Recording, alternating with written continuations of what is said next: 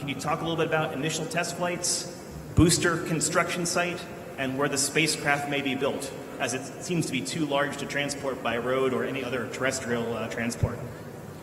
Yeah, so we are expecting to do the initial flights from 39A.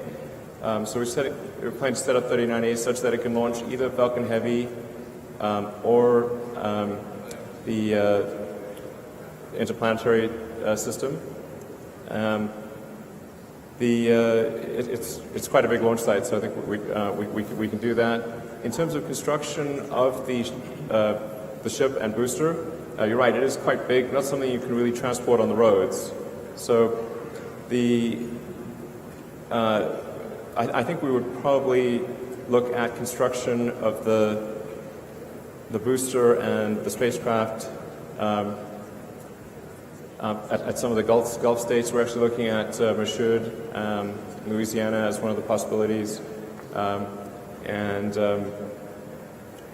I think we would end up constructing the booster and spacecraft in probably multiple states, and then perhaps doing final assembly at the launch site. Thank you. All right, so are you working on the toilet for Mars? Yeah. I think Mars actually has a huge amount of water and water ice, so I don't think we'll really suffer a water shortage on Mars. The main thing about Mars is actually going to be energy. If you have energy, there's plenty of water because there's massive amounts of ice. So it's really just about getting huge numbers of solar panels out there and potentially doing geothermal energy. And ultimately, I think assuming the public is receptive, there might be nuclear. I think certainly if you build nuclear on Mars, as to whether you transport nuclear to Mars would be kind of up to the public to decide. All right, next question. I'm George Lordos from MIT SDM and MIT GSLI. Elon, the first humans on Mars will be in the history books, as we all know. Who should these men and women be? Maybe children too. Who should these people be carrying the light of humanity to Mars for all of us? Thank you. Well, I think the first journeys to Mars are going to be really very dangerous. The risk of fatality will be high. There's just no way around it. So I would not suggest sending children, or it would be basically, are you prepared to die? Then, if that's okay, then you're a candidate for going. But really, this is less about who goes there first, or it's the thing that really matters is making a self-sustaining civilization on Mars as fast as possible. It's just different from Apollo. This is this is really about minimizing existential risk and having a tremendous sense of adventure. I mean, the thing that Mars really represents, there's the whole life insurance and protecting life and ensuring that the light of consciousness is not extinguished, which I think is incredibly important. Backing up the biosphere. And to be clear, this is not about everyone moving to Mars, it's about becoming multiplanetary. I think Earth will be a good place for a long time. But it's the probable lifespan of human civilization will be much greater if we're a multi-planet species. Now that's the defensive argument, but the argument that I actually find most compelling is that it would be an incredible adventure. I think it would be the most inspiring thing that I could possibly imagine. And life needs to be more than just solving problems every day. You need to wake up and be excited about the future and be inspired and want to live.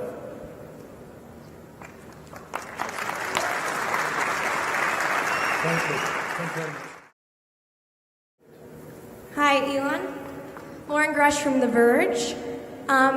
You talk about how the Mars colonization architecture is meant to serve as a backup plan. Man, there's so many mics here. Yeah, if you can see me. Okay. The Mars architecture is supposed to serve as a backup plan for humanity, but you didn't touch much on how you will keep humans safe on the way over there from either deep space radiation or how they will live on the planet. Can you give us some insight into the life support systems, habitats, stuff like that? Sure. I mean, my view on the radiation thing is that there's certainly some risk of radiation, but it's not deadly. There'll be some slight increased risk of cancer, but it's I think relatively minor. You need to have some shielding, particularly if there's a solar flare or sort of a big any kind of sort of solar storm. We'd want to basically point the rocket at the sun and maximize your shielding effect. Point the rear of the rocket at the sun so you maximize your shielding effect and have the passengers cluster around a column of water. But I think the radiation risk there is relatively small. Once you're on Mars, obviously you cut your radiation in half just because you've got the planet shielding you, and then there's at least some atmosphere. And I think then what you could construct over time is an artificial magnetic field to deflect high-energy particles. So I actually think the radiation thing is it's often brought up, but I think it's not too big of a deal. And then there's what happens once people are there. I mean, the goal of SpaceX is really to build the transport system. It's like building the Union Pacific Railroad, and once that transport system is built, then there's a tremendous opportunity for anyone who wants to go to Mars and create something new or build the foundations of a new planet. So it's like who wants to sort of be, among the founding members of a new planet, and like I said, build everything from iron refineries to the first pizza joint. We'll want them all. And then things on Mars that people can't even imagine today that might be unique or would be unique to Mars. But that's really where a tremendous amount of entrepreneurship and talent would flourish. Just as happened in California when the Union Pacific Railroad was completed. And when they were building the Union Pacific, a lot of people said, well, that's a super dumb idea because there's hardly anybody who lives in California. But now, today we've got sort of at least the U.S. epicenter of technology development and entertainment, and it's the biggest state in the nation. So, but you need that transport link. If you can't get there, and none of those opportunities exist. So our goal is just to make sure you can get there. Thank you. I think it's pretty important to give people the option of returning.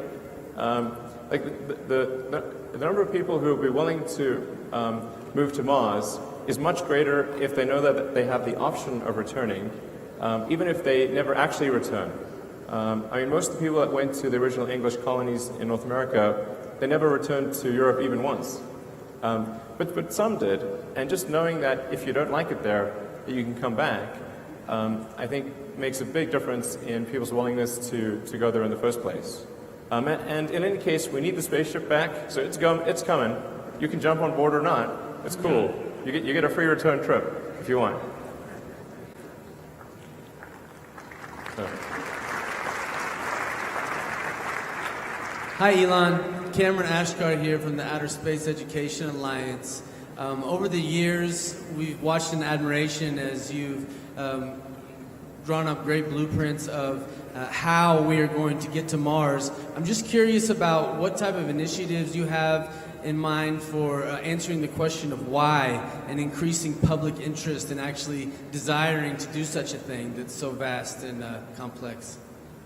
No, exactly. That's why I really want. I started off the talk by saying what really matters is the intersection of sets of people that want to go and can afford to go. So anything that can be done to increase the desire of people to go, I think is a good thing. And there's been a lot of Mars shows, Mars movies, and there's some TV shows that I know that are getting written, and you really want to create the dream of Mars in people's minds and have it be like, it's the new frontier, and make it as exciting and fun and desirable as possible. So I think this is where the entertainment industry can play a huge role in just imagine, putting that dream in people's heads, showing them what it can be like. And I think this is really something that appeals to anybody with an exploratory spirit.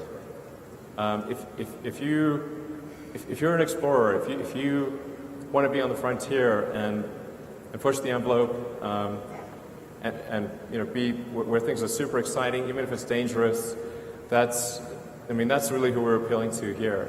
But I think anything that anyone here could do in that direction would be great. Getting people excited about going, getting the public behind this. And the truth is, like right now on Earth, you can basically go anywhere in 24 hours. I mean, anywhere. You can fly over the Antarctic pole and parachute out 24 hours from now if you want. You can get parachuted to the top of Mount Everest from the right plane, and you can go to the bottom of the ocean. Earth, from a physical standpoint, you can go anywhere. So there is no real physical frontier on Earth anymore, but space is that frontier. And so I think it's going to appeal to anyone with that exploratory spirit. Thank you very much. Yeah, like if normal people want to travel to Mars, do we need some specific requirements, or do normal people can go there? No, I mean, we're trying to make it such that anyone can go. But do we need like a lot of training or something special? Nope, maybe a few days of training. Hi, Jeff House, Space News, over on your right. Question on the resources. How much resources are you putting into this development right now in terms of funding, employees, and so on? And how do you expect that to change as the development of the booster and spaceship ramp up? Well, right now the resources that are being put into the interplanetary transport system are pretty low. I mean, certainly well under 5% of the company. And maybe we're spending a few tens of millions of dollars on it right now. So it's relatively small. But then as we finish development of the the final version of Falcon 9, which should be sometime next year, and Dragon 2, and get the reusability of the boost stage and reusability of Dragon 2 sorted out, then we'll gradually apply more and more resources to the interplanetary system.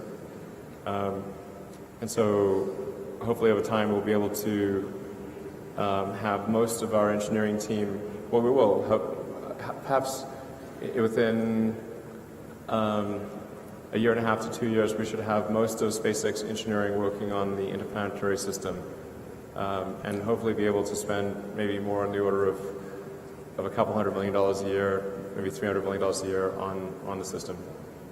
Still not a lot relative to the overall thing. And in order to make this whole thing work and work reliably before it starts generating maybe some kind of positive cash flow it's probably an investment on the order of $10 billion. So it's, a lot of money to get there. Hi, Elon. My name is Zach. I'm a space enthusiast and a local idiot for Rooster Teeth.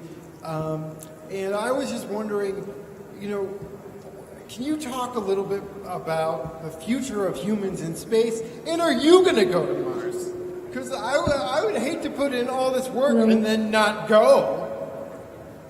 Yeah, I would definitely like to go to orbit and maybe visit the space station, and then ultimately go to Mars. I've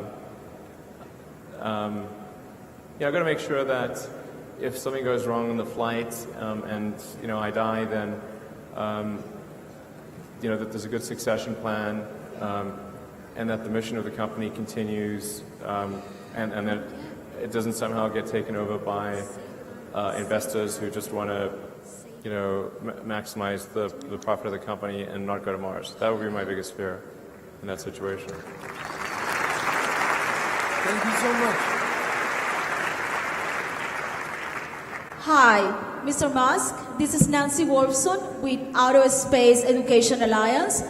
And I know you've been talking about getting to Mars.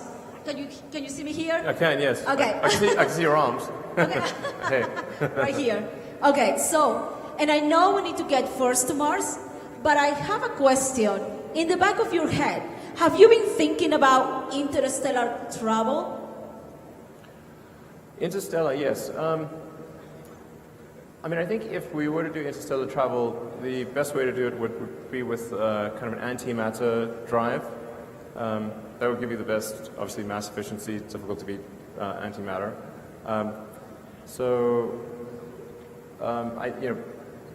But even in a best case scenario, that's really quite a long journey even to get to Proxima Centauri.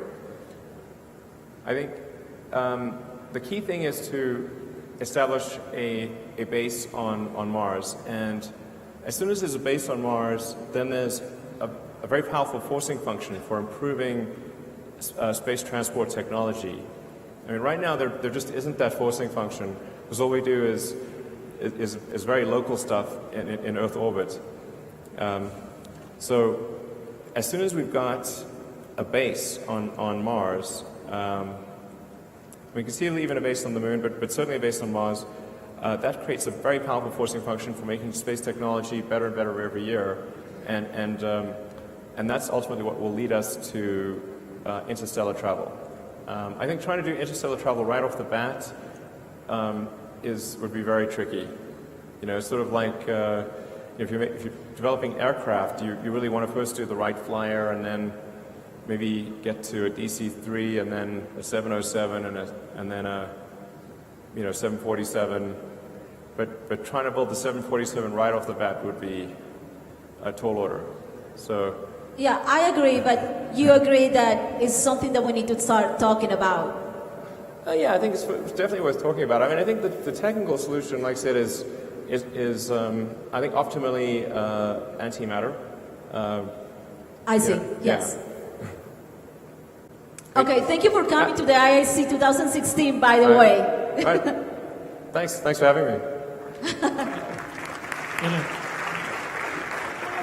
I was curious to know if you ever considered the idea of using a cycler and a semi-cycler to go to Mars on a routine basis, and if yes, why didn't you eventually go for it? Yeah, I think I don't know, when we do the trying to figure out the best cost per unit mass to the surface of Mars, I mean, you could do a cycler, but our calculations at least show that it's just better to go directly there, and not have a cycler. The transit time actually matters quite a lot for reuse of the spaceship. So if you can reuse that spaceship very frequently, then your cost per ton to Mars drops a lot.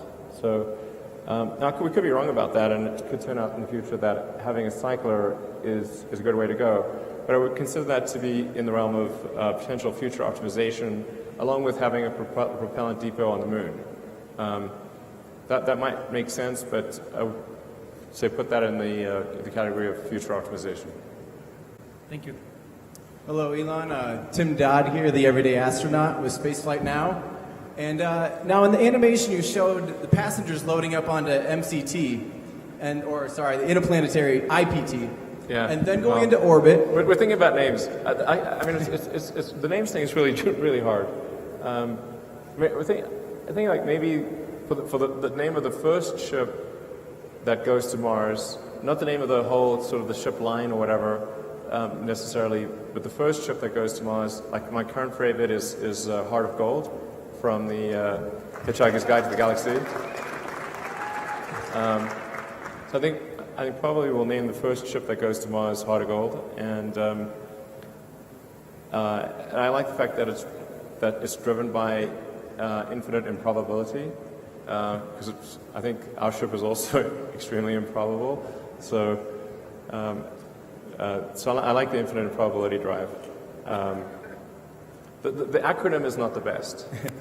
you know. But you show it going into orbit with the 100 passengers and then refueling it 3 to 5 times and then doing your Mars injection. Right. Is this the plan, or is it to have a fully fueled, you know, IPT or MCT or whatever, and then put passengers on board? Or can you tell me a little bit about that process? So it really kind of depends on how quickly we do the propellant replenishment. And how many missions are pure cargo versus have people on board. If we can do the refueling very quickly, then we can send people up there and maybe complete the refueling process in a few weeks. If we're loading spacecraft into orbit with crew compartments, say a year in advance, you wouldn't want people on board then. So what we would do is probably just launch just do a mission which all it does is transfer people. So it would wait until the spacecraft is fully fueled, then launch another spacecraft which docks and transfers people from the empty, one with tanks empty to one with tanks full. Yep, that makes sense. Thank you. All right. My question is with respect to NASA and its own Mars plan. Do you think they should back your plan and use SLS for just the lunar missions instead? And also, do you intend to be the first man on Mars? I think it's good for there to be multiple paths to Mars. So, I wouldn't suggest anything, any attempt at interplanetary travel be cancelled. I think it's good to have multiple irons in the fire. And in fact, like a big part of me coming here today was to really try to encourage the international community to think about building architectures like this. I think it's actually much better for the world if there are multiple companies or organizations building interplanetary spacecraft. The more the better. Anything I think that improves the probability that the future is good, and multiple companies doing it, I think would be great. So I wanted to come and describe the architecture in the hopes that this would encourage companies and organizations around the world to perhaps do something like this, or maybe they've got a better architecture. That's why I wanted to do it at the IC, was to really encourage people to compete with SpaceX, or potentially team up, or just get the community in general to think about going to Mars and taking Mars seriously. But you could use more funding from NASA, of course. So, sorry, I can't hear you. You could use some more funding from NASA. And also, will you be the first man on Mars? I don't think so. Maybe, but I'm not really sure. I don't know. The pros and cons to that, because, like I said, I would definitely need to have a very good succession plan, because the probability of death is quite high on the first mission. So, and I'd like to see my kids grow up and everything. So, some pros and cons there. Thank you.